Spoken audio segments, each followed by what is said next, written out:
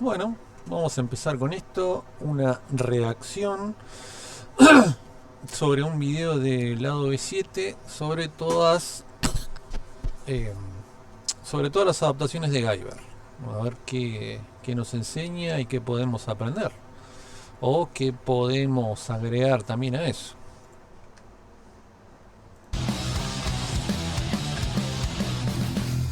Hola y bienvenidos una vez más al lado B7. Hoy vamos a estar hablando de las adaptaciones animadas del manga Guyver. Guyver nace de la mente de Yoshiki Takaya. El manga fue serializado en la revista Tokuma Shoten Monthly Shonen Capitan, haciendo su debut el 18 de febrero de 1985. En 1997, Shonen Capitan sería descontinuado y el manga pasaría a publicarse en Kodakawa Shoten, recopilando actualmente 32 volúmenes. El personaje tuvo 3 adaptaciones animadas, una película en 1986 titulada Guyver Out of Control, 12 ovas entre 1989. Solo para recapitular, en esa revista también se publicó el manga de Evangelion. Sí, por ahí es un dato de color para agregar algo más, nada más. Pero bueno, sigamos con el video. Y 1992 y una serie en 2005. Pero esto no sería todo, ya que tuvo 2 adaptaciones live action norteamericanas. La primera en 1991, titulada The Guyver, protagonizada por Jack Armstrong y Mark Hamill. Acá con esto hay que poner un paréntesis porque en sí está bien el nombre, pero en realidad esta película la comercializaron con otro nombre que se llama Mutronics. Porque cuando se dieron cuenta que quisieron hacer la adaptación de Guyver, ese nombre no vendía porque no lo conocía nadie, aparte eran los 90 y era algo prácticamente desconocido, así que optaron por ese nombre Mutronics. Y encima, si ustedes se fijan en el póster, ahí en la cara de Guyver aparece Mark Hamill, y cuando Mark Hamill no es el Guyver. Así que ahí tenemos una mentira transformada en póster. Pero bueno, sigamos. Y una secuela en 1994, titulada Guyver 2 Dark Hero, protagonizada por David Hayter. Sho Fukamachi es un...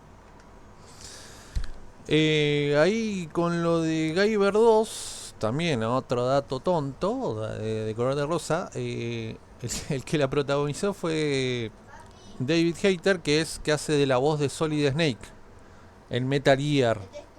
Así que por ahí, si ustedes ven la película en inglés, se van a dar cuenta de eso. muchacho común y corriente, que un día encuentra un extraño aparato que lo transforma en Guyver, una de 3 armaduras biotecnológicas que le dan habilidades más allá de la imaginación a su poseedor.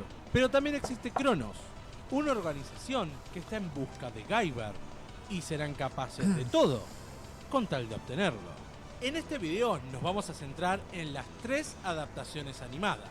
Empecemos con la adaptación de 1986, Guyver Out of Control. En esta película se nos cuenta cómo Sho y su amiga Mitsuki encuentran el dispositivo de Guyver, una bioarmadura que fue robada de las corporaciones Cronos.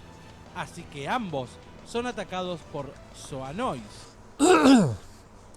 De hecho, esta bioarmadura, ahí siempre le ponen un subtítulo aparte que dice armadura de bioaceleración, para que el usuario, o sea, tenga poderes y habilidades más allá de lo que normalmente pueda tener. Así que sigamos. Los Zoanoids son humanos biológicamente modificados que se convierten en criaturas monstruosas y sumamente poderosas. Si bien esta película abarca el primer tomo del manga, tendrá dos diferencias con respecto a todo el resto de las adaptaciones. Por un lado, la ausencia de Tetsuro Segawa, quien es el mejor amigo de Sho y hermano de Mitsuki. En todas las otras versiones, Sho y Segawa son quienes encuentran por primera vez el dispositivo de Guyver, y Mitsuki suele enterarse mucho después. La otra diferencia es que en esta película el personaje de Oswald Licker, uno de los agentes de Cronos que posee la segunda unidad de Guyver, es reemplazado por una mujer llamada Valkyria, de modo que esta será la única versión donde la unidad 2 es un Guyver femenino, algo que el autor de todas maneras sumaría en el manga más adelante con el personaje de Valkyria. La historia sucede bastante rápido, dándonos una acelerada visión de los orígenes del personaje y del conflicto para no decir otra cosa. Historia, lo cual es de esperarse, ya que la cinta solo dura alrededor de una hora. Esto conlleva que tengamos solo un pequeño cameo del tercer Guyver. Aún así, logra contar bien la historia y es entretenida. Es interesante el concepto de la biotecnología, la unión del metal y la carne, algo abarcado por otras obras como Tetsuo The Iron Man, si bien aquí es mucho menos profundo. También tendremos escenas con tinte de hentai, y esto se da cuando el segundo Guyver toma posesión del cuerpo de Valkyria y lo hace penetrándola con cables y tentáculos, algo que más adelante se...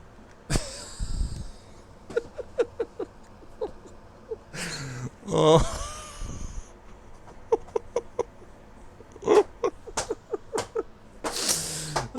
Ay, ay, ay.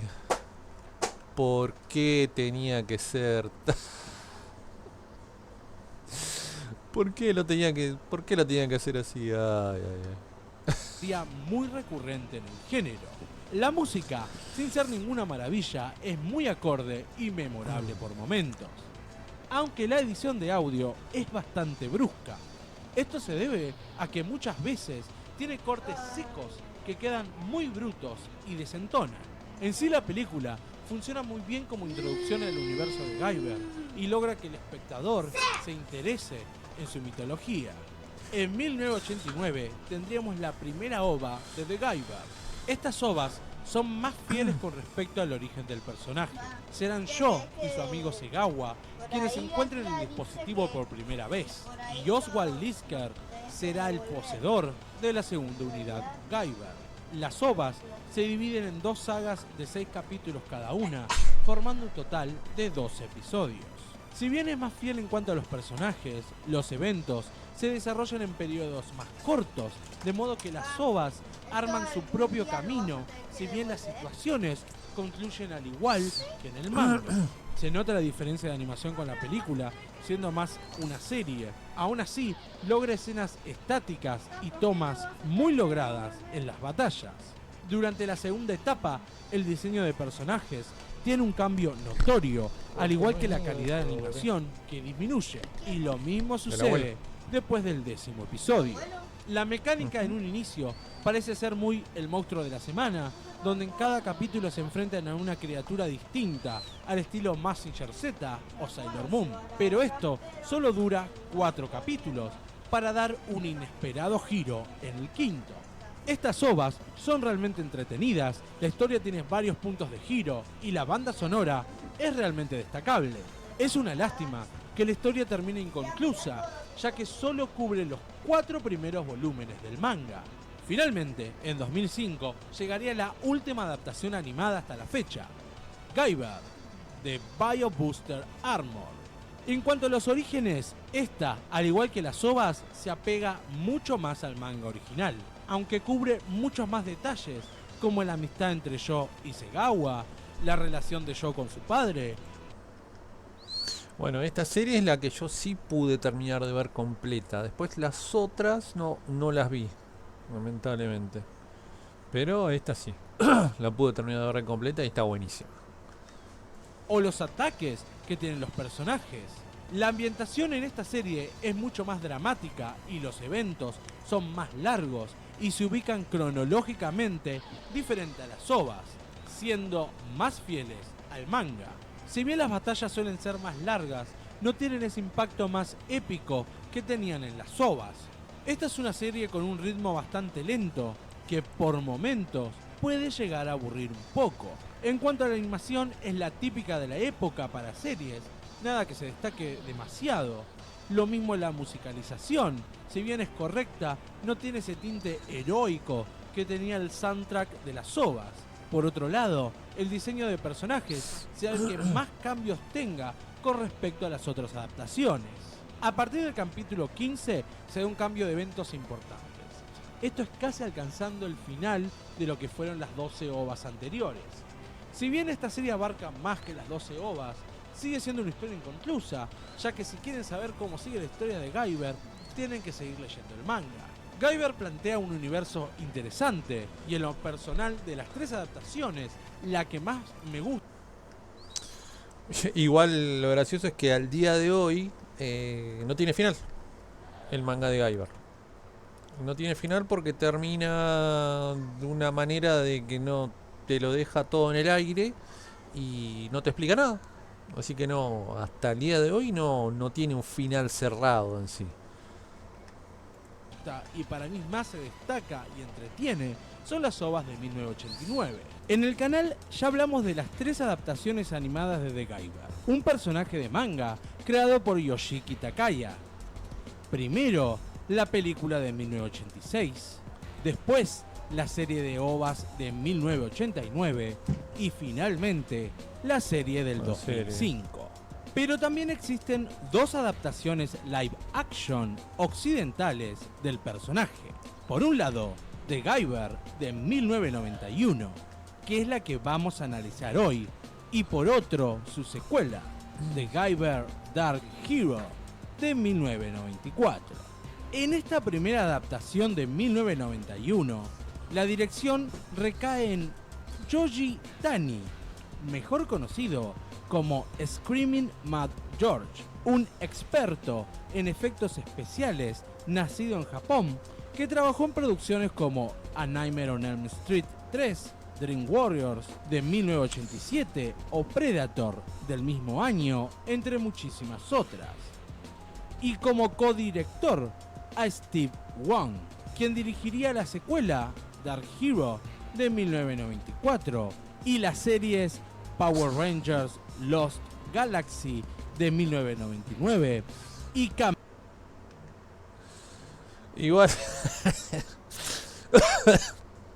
igual se nota porque en la segunda cambia bastante o sea, el clima, el aura, y es más Power Rangerizado, podríamos decirlo. Pero bueno, es algo que pasa. Kamen Rider Dragon Knight del 2009. Jack Armstrong será quien está a cargo de interpretar a Sean Barker y de Guyver. Mark Hamill como el agente Max Reed.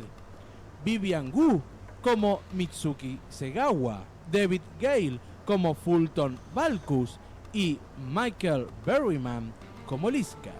La película se estrenó el 18 de marzo de 1991 y se basó en una falsa publicidad en sus carteles para promocionar la cinta, poniendo la mitad del rostro de Mark Hamill junto al de Guyver y su nombre en grande para las imágenes promocionales, cuando el personaje de Hamill no es el protagonista ni tampoco de Guyver.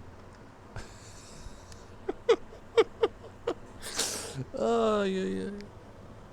Qué mentirosos que son ahí con vender. Ay, por Dios. Encima lo peor de todo es que muere. O sea, con eso. La historia inicia con el Dr. Tetsu Segawa, un investigador de la corporación Cronos que está huyendo de Lisker y sus secuaces después de haber robado un dispositivo llamado Unidad Guyver. Lamentablemente, el Dr. Segawa es asesinado y el agente Max Reed de la CIA investiga su muerte, dado que el doctor tenía que encontrarse esa misma noche con él. Por otro lado, tenemos a Sean Barker, un joven estudiante de artes marciales quien tiene un interés amoroso por la hija del Dr. Segawa. Mitsuki Segawa. Accidentalmente, John encontrará la unidad Guyver y su vida dará un giro completo. La película está basada de una manera muy libre sobre el manga original. Aún así, las bases de la historia son las mismas. A diferencia de otras adaptaciones, esta cinta nos explica desde un principio, por medio de un texto y un narrador, los orígenes de la humanidad, los zoanoides o los zoalors, y el origen de la unidad Guyver. Si bien la historia sigue su propio camino, sigue en base a ciertos elementos del original. Inicia con un miembro de la corporación Cronos escapando con la unidad Guyver, que es encontrado accidentalmente por el protagonista, el secuestro de Mickey, acá llamada Misky, y la regeneración de Guyver. Por el lado de los personajes, ahora el protagonista es John Barker, el personaje de Tetsuro Segawa, que en la serie original es el mejor amigo del protagonista y el hermano de Mickey, es reinterpretado como el Dr. Tetsu Segawa, y es el padre de Misky y no su hermano. Lisker sigue siendo la mano derecha de Cronos, aunque acá es un personaje más cómico y menos inteligente, mientras que el villano es Fulton Barkus, una fusión entre Hamilcar Barkas y Richard Guyot del manga original, y es el único creador de Cronos.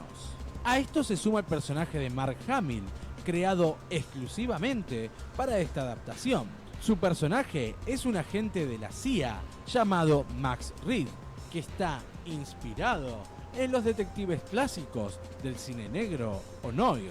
También tendremos una sola unidad Guyver, así que las unidades 2 y 3 están completamente ausentes. La dirección es bastante simple, no hay mucha narración visual, la música no es muy variada, y la canción principal que aparece en los títulos es muy similar a la de Terminator, como también la escena de títulos en sí, claramente inspirada en las películas de James Cameron. Con respecto a los efectos, los maquillajes y trajes son bastante vistosos, como también las escenas de transformación, que están muy bien conseguidas. La cinta usa transiciones que son como un rayo que divide la pantalla con un sonido de fondo. Sí, bueno, para la época sí puede ser, pero están bastante feitas ahí si las ves y si le pones onda, sí, te pueden llegar a gustar, entendiendo ahí el poco presupuesto que tenían, pero bueno, qué sé yo. Para hacer una primera película, zafa. Al mejor estilo de la serie de Batman o los dibujos de los 80 y 90 de acción, como Thundercats, las Tortugas Ninja o los Centuriones. Y eso es claramente lo que transmite esta película. Es como si fuera el estilo de esas series de televisión, llevado a un live action. Incluso, los ayudantes de Lisker parecen una versión viva de Rockoso y Bebop del dibujo de las Tortugas Ninja. Claramente, esta es la mayor influencia, junto con el género Tokusatsu, series como Ultraman, Kamen Rider o series Sentai, que también inspiraron al manga original.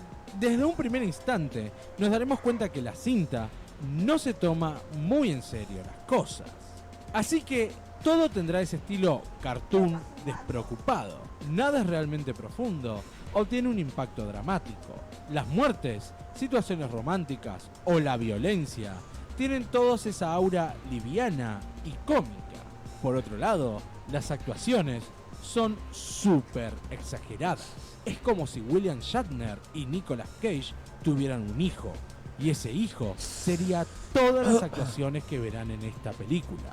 Así que nos vamos a reír bastante en un principio, incluso con escenas que no intentan ser cómicas. Por cierto, Mark Hamill tiene las frases más graciosas de la película. Incluso hay momentos que casi mira a cámara cuando tiene un comentario. En un momento la película pierde muchísimo el ritmo durante una larga y poco inspirada escena de acción. Y después de este punto, le cuesta mucho volver a retomar el ritmo. En resumen, The Guyver es una adaptación libre que no se toma nada en serio. Está lejísimo de lo que es el drama y la acción del manga o cualquiera de las adaptaciones animadas. Es una de esas películas que no son realmente buenas, pero pueden llegar a convertirse en un placer culposo. Anteriormente, Sí, placer culposo. A ver. Hay cosas mejores. Pero para lo que es Guyver, que solo aparece 10 minutos, 15 con toda la furia. Bueno, ponele que sí, te lo acepto. hablamos de las adaptaciones animadas de Guyver y de la película live action de 1991. Esta secuela directa fue dirigida por Steve Wang, quien había codirigido la primera parte. Esta vez, el papel de Sean Baker recaería en David Hayter, que reemplazaría a Jack Armstrong y sería el único personaje en regresar de la cinta anterior, aunque Vivian Wu regresaría haciendo un breve cameo como Mitsuki, pero esta escena sería cortada en la edición original, aunque sería parte de la versión extendida. La película se lanzó directamente en video, aunque en algunos países tuvo presentaciones limitadas en cines. La cinta se ubica un año después de los eventos de la primera película. Cronos, la compañía responsable de los Zoanoids, fue destruida, pero Sean Baker sigue su camino utilizando su armadura Guyver para impartir justicia. Si bien Cronos fue destruido, Sean duda de que los Zoanoids hayan sido completamente eliminados. Y para su sorpresa, una excavación en Utah muestra ciertas pinturas de símbolos con los que Sean ha tenido extraños sueños. En primer lugar, esta secuela tiene una gran diferencia con su antecesora, y es que se toma las cosas mucho más en serio. La primera parte de 1991 era más una parodia en sí misma, más cercana a un dibujo para niños de sábados por la mañana que el manga original de The Guyver. Esta cinta trata de corregir todo eso, siendo una versión mucho más respetuosa del material original. Si bien es una cinta de un presupuesto bajo, en cuanto a los trajes tanto de los Zoanoids como de Guyver, se mantiene un buen nivel, y esto es algo que también se destacaba en la primera cinta. Pero a diferencia de esta, en esta secuela tendremos mejores escenas de acción y sobre todo de combate. Esta película se ve mucho más influenciada por las series del género Tokusatsu, como Kamen Rider o Metal Hero. Si quieren saber más sobre este género, vean el video de Ultraman X. Sí, y sí, es que es verdad, a comparación de la primera, esta tiene muchas mejores escenas de acción, o sea, es mucho más entretenida, pero también es mucho más oscura porque es más violento. Pero en sí las escenas de acción son buenísimas. Pero esto está llevado a un terreno más adulto y con bastante violencia, ya que no escatiman en sangre para varias escenas. También notaremos la influencia de películas como Las Tortugas Ninja de 1990 o de Batman de 1989, sobre todo en la primera escena de acción en la película, la que se da en una fábrica. La música es buena y funcional, pero la mezcla de sonido, sobre todo en las escenas de pelea, es bastante pobre, y esto hace que se pierda un poco el fervor de la pelea y que se sienta desinflada por momentos. Aún así, son mucho más interesantes que las de la película de 1991. Una decisión acertada fue cambiar a Jack Armstrong por David Hayter. Realmente hace un mejor papel como Sean.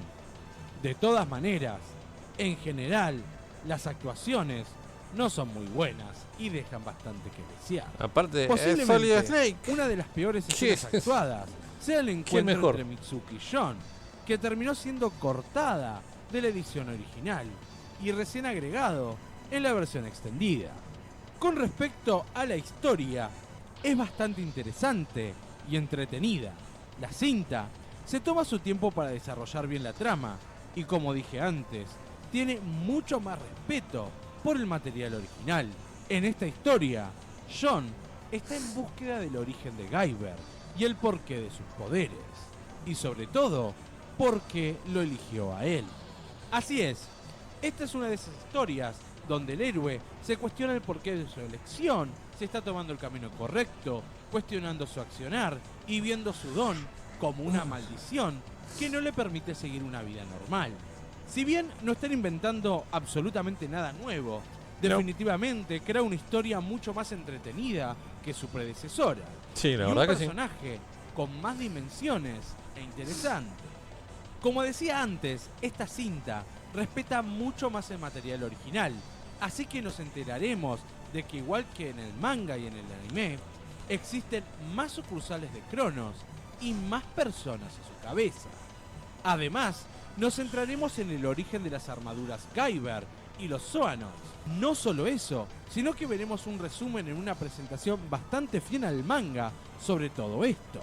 Y también tendremos la aparición de una segunda unidad Guyver, y en un momento se utilizará el término Out of Control, título de la primera adaptación animada de Guyver.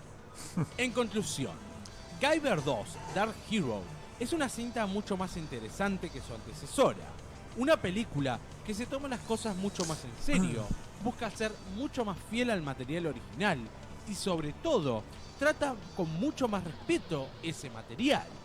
Es una película clase B, de bajo presupuesto y que está lejos de tener grandes actuaciones.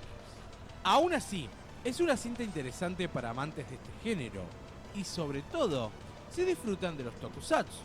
Sin ser una maravilla, es lógico que tenga sus seguidores y sea una pequeña película de culto. Recordá que si te gustan estos videos,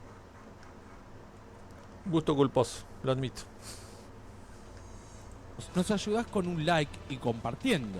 También podés colaborar con el canal a través de Cafecito si estás en Argentina y con Buy Me a Coffee para el exterior. Por último, no olvides visitar la página de Lado B7 y seguirnos en nuestras redes sociales. Eso es todo por este video y nos vemos la próxima. Así que bueno. Sí. La verdad, sí. Parece que no, pero se aprendieron bastantes cosas. Cosas que no sabía. Cosas que series que no había visto. O sea, yo estaba enterado de las primeras OVAs, pero no de la primera película. Pero sí. Ahora me dio ganas de ver la segunda película. Así que bueno, espero que les haya gustado esta reacción así, reacción de prueba. Así que bueno, veremos qué pasa. Hasta el próximo.